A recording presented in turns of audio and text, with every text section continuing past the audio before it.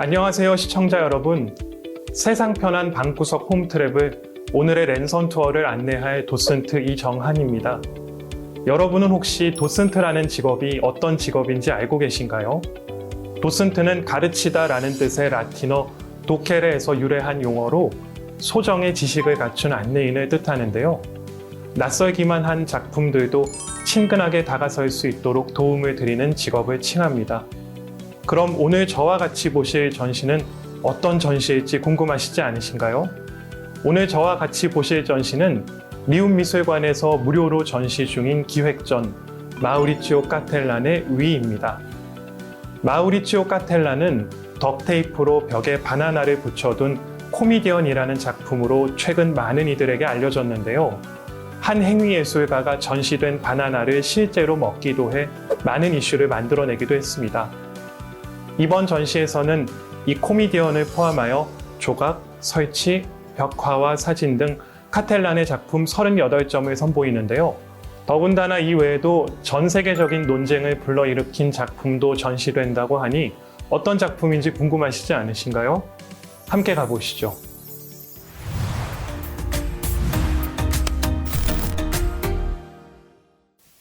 맨 처음 저와 만나보실 작품은 동훈과 준호라는 작품입니다. 이 작품은 전시되는 나라에서 사용되는 이름을 작품의 이름으로 붙인다고 하는데요. 이번 전시에서는 동훈과 준호라는 이름이 붙었다고 하네요. 동훈과 준호를 만나기 위해 로비로 향해 가다 보면 눈살이 찌푸려지는 광경을 보시게 되는데요. 바로 미술관의 입구와 로비에 남루한 차림의 사람이 누워있는 모습을 볼 수 있기 때문입니다. 미술관의 입구와 로비 바닥에 위치해 누워있는 것을 보니 노숙자 같기도 한데요. 정숙히 작품을 감상하는 미술관에서 노숙자라니 경비원이 얼른 내보내야 하지 않을까요? 그런데 자세히 보니 진짜 사람이 아니라 카텔란의 작품인 동훈과 준호였습니다. 의외의 장소에 설치된 노숙의 연작은 1996년 최초 발표된 이래로 관객의 다양한 반응을 이끌어냈습니다. 첫 작품인 안드레아스와 마띠아를 본 관객은 작품을 진짜 노숙자로 오해하여 경찰에 신고했다고 하는데요. 이번 전시에서도 관람을 오셨던 모자가 진짜 사람인 줄 알고 놀라는 모습을 봤습니다. 이렇듯 지금부터 보게 될 대부분의 작품들은 벽에 걸려 있거나 좌대 위에 올려 있지 않습니다. 전시 공간을 거닐다 우연히 마주하게 될 것입니다. 이렇게 현실과 예술 세계의 경계에 놓여져 있는 듯한 마우리치오 카텔란의 작업을 전시장으로 들어가 살펴보겠습니다.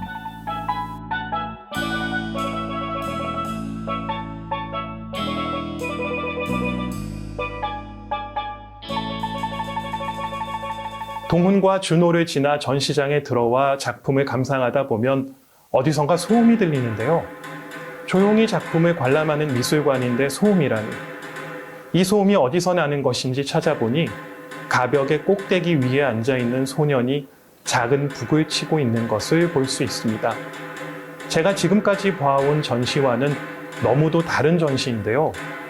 입구와 로비의 노숙자부터 시끄러운 북소리를 내는 소년은 사람들이 미술관에 기대하는 모습과는 멀어 보입니다. 하지만 노숙자는 미술관에 들어오면 안 되는 것일까요? 미술 감상은 반드시 엄숙한 분위기에서만 해야 하는 것일까요? 눈앞의 작품들은 단지 조용한 감상을 방해하는 대상이 아닐 수 있습니다. 우리의 신경을 건드리고 그 다음에 반응을 이끌어내는 존재일 수도 있는 것이죠.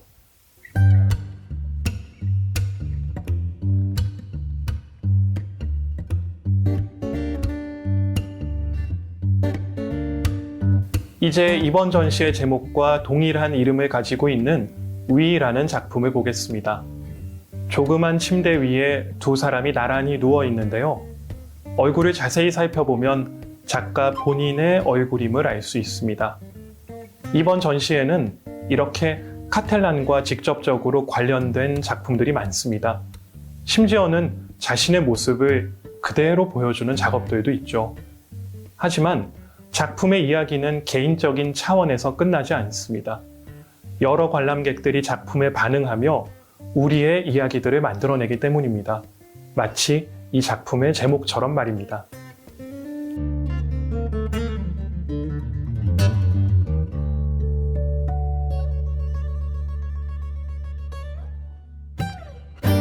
전시되어 있는 작품들을 감상하다 무심코 지나치기 쉬운 작품들이 있습니다. 바로 2001년작 무제라는 이름의 작품입니다. 전시장 한쪽 벽의 아래쪽에는 손바닥만한 크기의 엘리베이터 2대가 있는데요. 아, 단순히 엘리베이터 모양으로 만든 틀을 붙여놨겠네 라는 생각이 듭니다. 그런데 조금만 지켜보시면 그저 모형이 아니라 불도 들어오고 엘리베이터가 도착하면 문이 열리고 소리가 나는 것을 보실 수 있는데요. 하지만 너무 작게 만들어져 있어 흔하게 보는 엘리베이터임에도 낯설게 느껴집니다. 이를 통해 관람객들은 작품을 보고 지나치는 것이 아니라 당연하다고 느끼던 일상을 새롭게 경험할 것입니다. 그럼 이곳은 단순히 현실을 재현한 곳이 아니라 색다른 경험을 제공하는 또 다른 새로운 현실이 될 수도 있겠죠.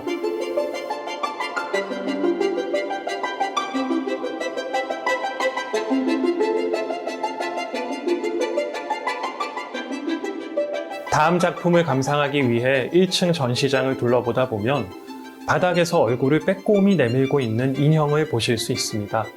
바로 무제라는 작품인데요. 작품 속 인물은 바닥을 뚫고 손을 올린 채 전시장 이곳저곳을 살펴보는 듯한 모습을 하고 있습니다. 실제 이 작품은 미술관의 바닥을 뚫고 설치된 작품인데요. 주변을 살피는 인물이 눈치를 보는 듯도 하고 무엇을 훔치러 온 사람 같아 보이기도 합니다. 그런데 이 인형의 얼굴을 자세히 들여다보니 카텔란과 많이 닮아 있는데요. 하지만 그가 정확히 무엇을 하려는지는 알기 어렵습니다. 다만 작가의 성장 배경과 이 작품을 연결해 생각해 볼 수는 있는데요. 마우리치오 카텔란의 아버지는 트럭을 운전했고 어머니는 청소 일을 하셨습니다.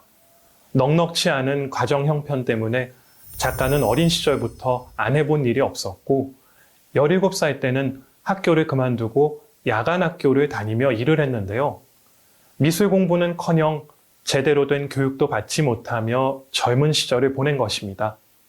그래서인지 이러한 연출은 기존의 미술계가 기대하는 멋진, 영웅 같은 예술가가 아니라 어쩐지 어울리지 않는 옷을 입은 외부인과 같은 카텔란 자신의 위치를 드러내는 것도 같습니다.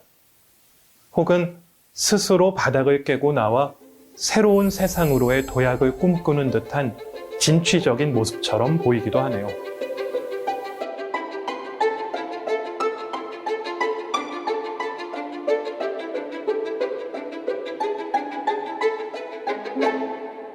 다음으로 보실 작품은 2001년작 그입니다.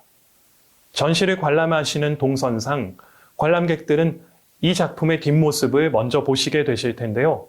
그래서 처음에는 정장을 입은 이가 경건하게 기도를 하거나 반성하는 모습처럼 보여지는데요. 하지만 작품에 좀 더 가까이 다가가 얼굴을 확인해 보면 모두가 알지만 언급조차 꺼리는 인물인 아돌프 히틀러라는 것을 아실 수 있습니다. 그의 모습을 충실히 재현해낸 이 작품 앞에서 많은 사람들은 분노할 것입니다.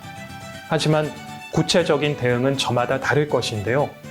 어떤 이는 작품을 때려 부수려 달려들 수도 있고 또 어떤 이는 과거의 악행을 교훈 삼아 보다 발전적인 미래를 고민할 수도 있을 테니까요.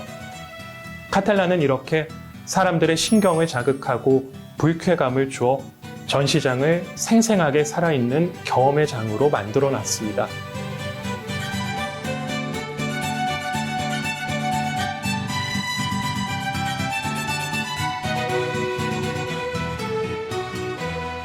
마우리치오 카텔란은 정치적 인물을 보임으로써 우리가 살아가는 세상에 대한 질문을 던지기도 하지만 권위자들을 통해 전통적 권력에 대한 의문을 제기하기도 하는데요. 이번에 보실 작품 무제라는 사진 작품입니다. 사진 속 남자는 카텔란의 작품 거래를 담당한 갤러리스트 마시모드 카를로인데요. 1999년 카텔란은 밀라노의 갤러리에서 열린 전시 첫날 해당 갤러리스트를 덕테이프로 벽에 붙여뒀습니다.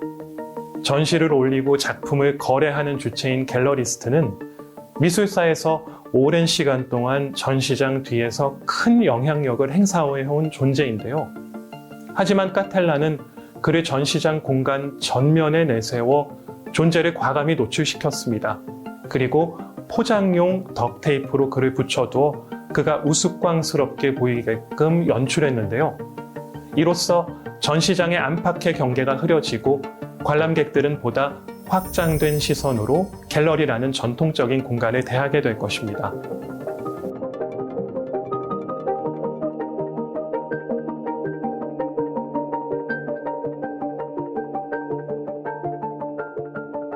이번에 보실 작품은 1999년작 9번째 시간입니다. 여러분은 세계에서 가장 작은 나라에 대해서 알고 계신가요? 바로 바티칸 시국이죠. 이런 바티칸을 상징하는 인물은 바로 교황인데요. 1999년 카텔라는 교황을 주제로 작품을 제작, 전시했습니다. 작품 속 인물은 예복을 정갈하게 차려입고 플레레를 들고 있는 것으로 보아 교황임을 알 수 있습니다. 전 세계적으로 영향력을 행사하는 최고 권위자 가운데 한 사람이죠.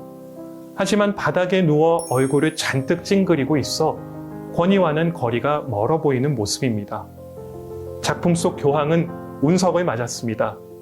이렇게 예상하지 못한 상황에서 자신의 채통을 지키지 못하고 깜짝 놀란 듯한 감정을 모두 드러내는 교황을 보며 어떤 이들은 심한 불쾌감을 느낄 것입니다. 심지어 어떤 이들은 교황을 바로 일으켜 세우려고 작품에 달려들기까지 했습니다. 이 작품은 실제 모습이 아니라 단지 현상을 재현한 이미지일 뿐인데도 말입니다. 여기에서 우리는 진정한 권위가 엄숙한 분위기와 정갈한 제복에서 나오는 것일지를 생각해 볼 수 있습니다.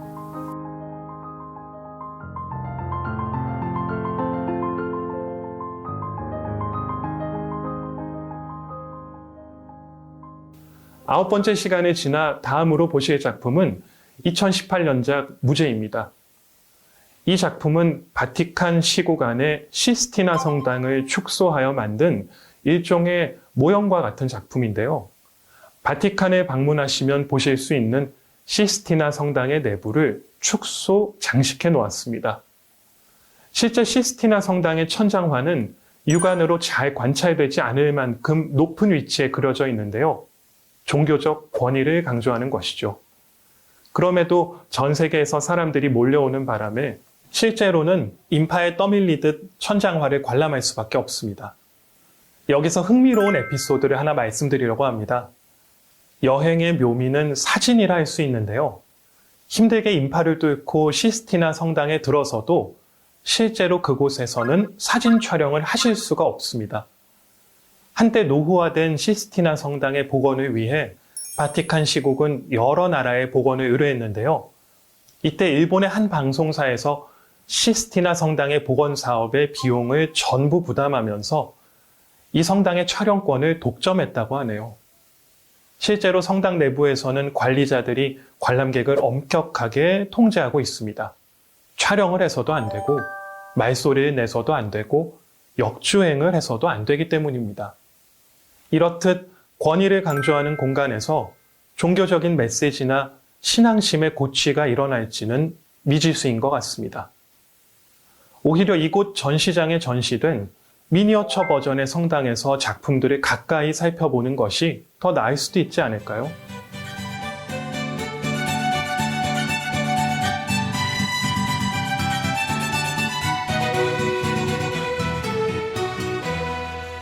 작은 성당을 나와 다음으로 보실 작품은 2007년작 무죄입니다. 한 여인이 포박당한 채로 작품 운송상자 안에 들어있습니다. 이 여인은 상반신을 비롯해 특히 손목과 발목이 고정되어 있어 예수의 십자가나 순교자의 죽음을 연상케 합니다. 실제 사람 크기로 만들어진 이 작품은 몸 곳곳이 아주 사실적으로 묘사됐습니다. 특히 새카만 발바닥까지 표현이 되어 한때는 저 사람도 우리들처럼 두 발로 걸어 다녔을 것이란 생각도 듭니다. 인간적인 모습이죠. 그렇다면 포장재에 파묻혀 확인할 수 없는 그녀의 얼굴은 모든 것을 초월한 존재의 모습일까요? 아니면 아픔으로 가득 찬 한 사람의 모습일까요?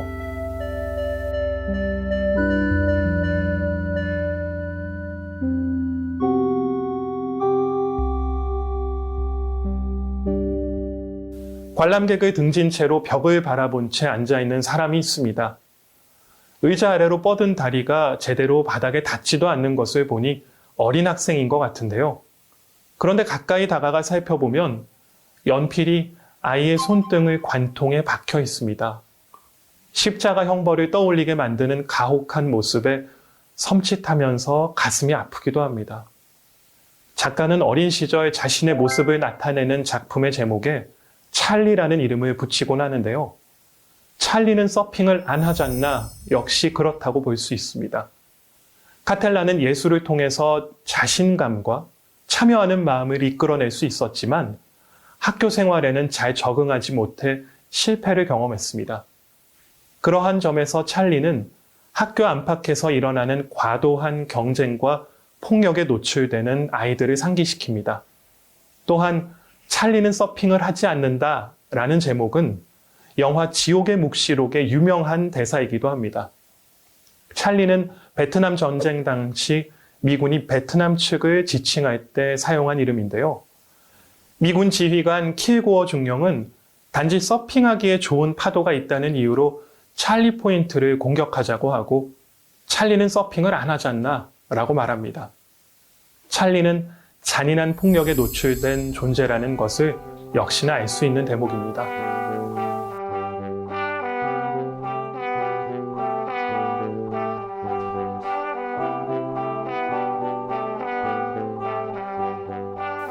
비디비도비디부라는 작품의 이름은 누더기 옷을 입은 신데렐라를 화려한 공주로 만들어준 요정 데모의 주문 비비디바비디부를 떠올리게 만듭니다. 하지만 안타깝게도 동화 밖 세상에서는 마법과 같은 기적이 나타나진 않은 것 같습니다. 작은 다람쥐가 테이블에 힘없이 엎드려 있는 듯 보이지만 발치에 권총이 놓여져 있어 스스로 생을 마감한 상황이라 유추해 볼 수 있습니다. 그 전에 다람쥐에게는 어떤 일이 있었던 것일까요? 만약 미술관이 아니었다면 이 작고 보잘것없는 존재를 이렇게 오랜 시간 바라봐 주긴 했을까요?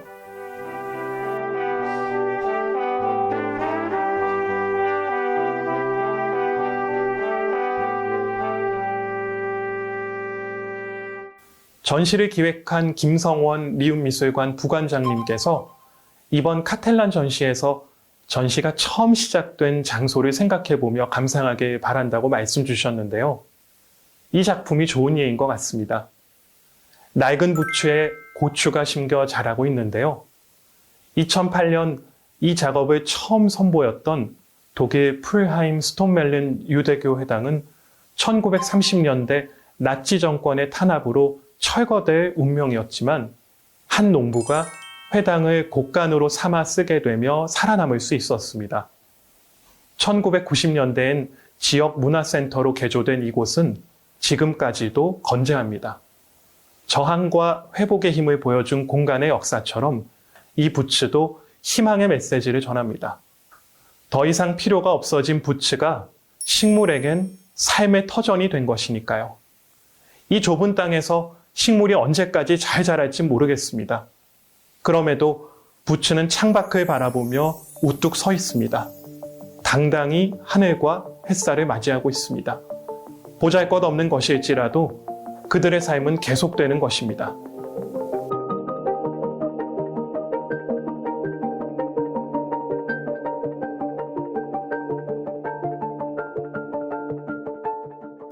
오늘 저와 마지막으로 보실 작품은 2019년작 보이드입니다.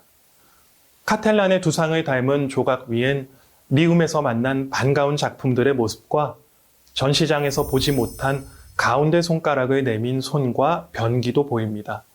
모두 카텔란의 작품들입니다. 그의 작품 세계를 빼곡히 담아 보여주는 이 작업의 제목은 텅 빈 공간을 의미하는 보이드입니다. 이 역설적인 이름은 작품의 특징과 연결하여 생각해 볼 수 있습니다. 뚜렷하고 생생하게 묘사된 히틀러, 손등에 연필이 박힌 찰리는 분명 도발적이지만 그 자체로는 텅 비어 있는 것일지도 모릅니다. 하지만 관람객이 그것을 대하며 이야기가 생겨납니다. 작품의 자극을 받은 관람객들은 생각의 가지를 펼쳐나갈 수도 있고 단순히 감정적 반응을 보이며 지나칠 수도 있습니다.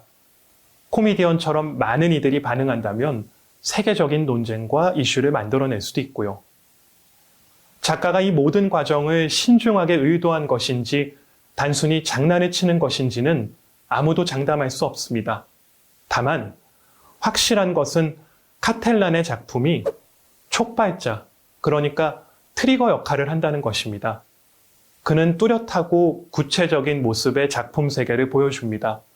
그래서 관람객들은 그의 작업이 없었더라면 상상할 수 없었던 것들을 구체적으로 떠올리고 그 과정에서 현실을 바라보는 지평 또한 넓어질 수 있을 것입니다. 그렇게 된다면 그 자체로는 텅 빈 것일지도 모르는 카텔란의 세계가 실제 세상에도 영향을 미치게 되는 거 아닐까요?